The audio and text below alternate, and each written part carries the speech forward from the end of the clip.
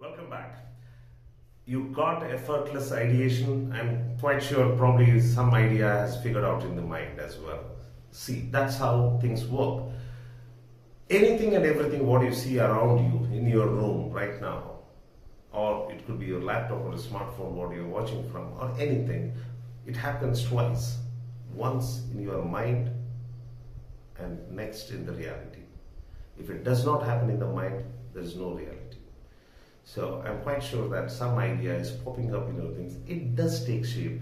Once you start giving a little more practice to it, it does give shape, and some masterful idea will pop out of that. It might not be the first idea what you got, but it could be something more productive, and it brings a kind of a wow in you. That's the beautiful idea. So once you have this idea, you know what to do. You know what to do. But let me tell you something. There are so many people who don't know what to do, and they usually struggle or they may fail. But there are lots and lots of people who know what to do as well. Not a major percentage, but there are many, many entrepreneurs who know what to do, but they don't do it. Even if they do it, they don't do it consistently. This is a big problem. Doing and doing consistently. What we call it as execution. What if your execution is effortless? So we are going to discuss about the effortless execution. Effortless execution is simple. You choose the idea, you choose the entrepreneurship, you love it from in person. It is already effortless. You have joy and enthusiasm. You enjoy doing this work, so obviously the work is pleasurable for you, isn't it? So in spite of that, let's make it more effortless. Have a clear goal. Have a goal about for how many people your product and service is going to create value. It could be 10,000, it could be 100,000, it could be 1,000,000, it could be 10 million. Think about it. Think about it, and so many smiles because of your product and service. They're smiling. I love this service. Because of that, so things are solved. So that's a smile. That is the value creation what you've done. And as each and everyone are paying for it, you are in a business. You are not running a non-profit organization, isn't it? You are in a business, and these are happy customers happily paying for you. Happily paying for you. That is entrepreneurship. Okay? So once you do that, just imagine and visualize all these happy customers. Now calculate how many people, what is my market size, addressable market size, how many people will, or my niche market who really want this, and how much percentage of them are going to buy.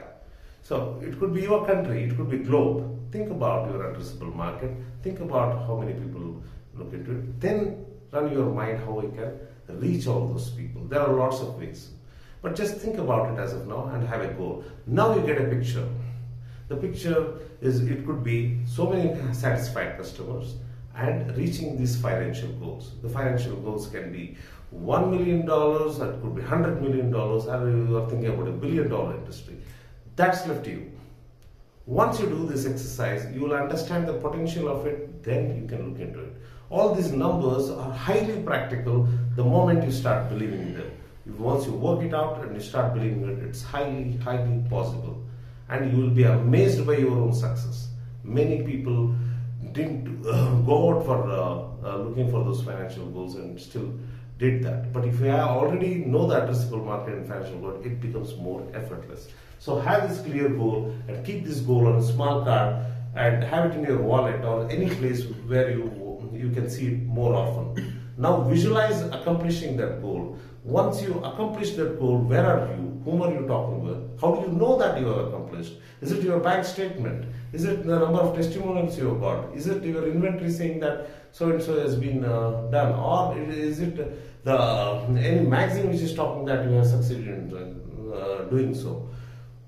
How do you know when you have actually accomplished that goal? Think about it. Be there and start visualizing it. And beautiful things will happen. Amazing things will happen. I believe in law of attraction. I believe in law of doing more than law of attraction. But once you visualize in mind and start doing towards it, it works brilliantly. So have a goal, your execution will become much more easier. And the next thing is what we call it as optimized planning process. how do you plan to achieve this goal? Now you have a very clear visual goal. You have a very clear picture of that. It's actually kind of a movie. Let's say it's kind of a movie where you are the hero and you are helping so many people. Now, how to achieve that goal, you have got to be a good planner. So when it comes to optimized planning process, it's very simple. You think about the final goal, what you have achieved. Think reversely, from the place of what you have accomplished to the present place. Reverse planning is very, very effective. It cuts down all the distractions. If you cut down all the distractions, all the unnecessary wastage of time, energy, people, resources, money, everything can be saved, isn't it?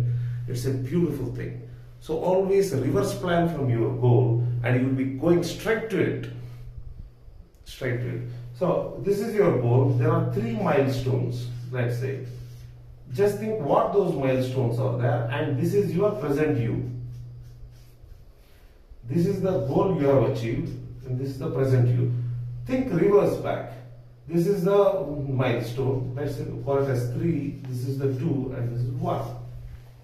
Reverse plan. And when you go to this milestone, how does this milestone look like? What is that milestone? How does that look like? Same with the second and third milestone. Have these things.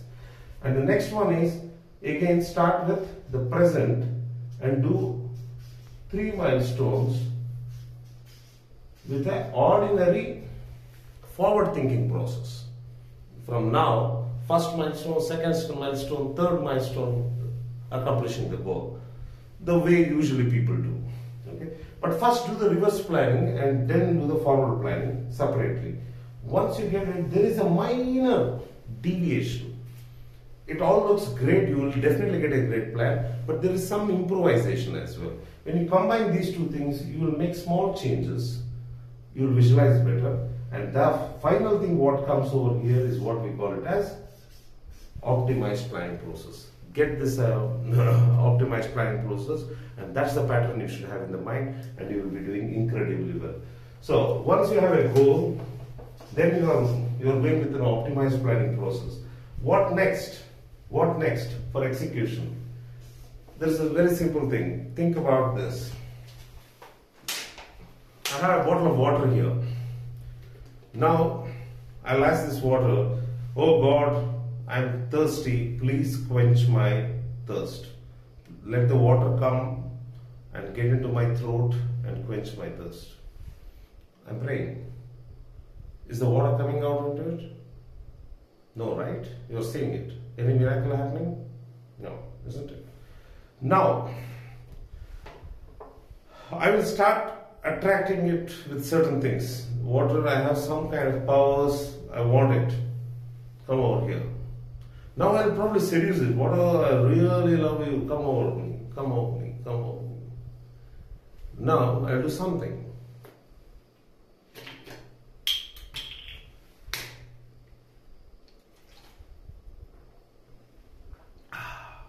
Water into my throat. My thirst is quenched. And I really wanted water as well. What do you understand by this? Simple acts are much powerful than much nonsense what we listen to. Seducing, wishing, attracting and other things, you saw it never happened. You drain out. Simple actions are magical. They have the power. They have the law of attraction in it. They all have the universal laws. It is a law of success. Believe in simple, straightforward, immediate actions. Think about how the water example. Next time when you drink about water, or also just associate yourself saying that I believe in simple actions. That is a hallmark of an entrepreneur. And how to do it often? Even when you are low, even when you are not at your best of interest. You don't wait for the perfect context to start off. That's where we can. Once you have the goal, when you have the plan, you believe in action, practice this. Just think about, you have the goal, you have the plan. What is the first obvious step which I'm going to take?